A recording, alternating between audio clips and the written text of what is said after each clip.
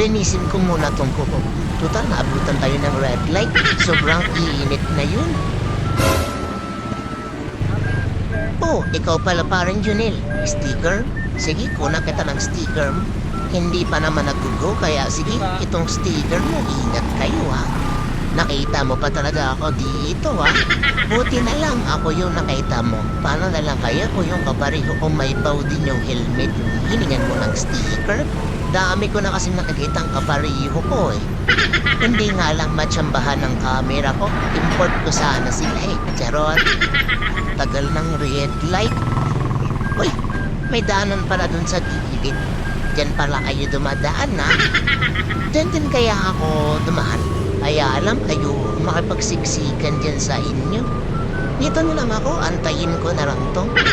And sa bakas, paalis na. Nalarga na tayo. Natapos din yung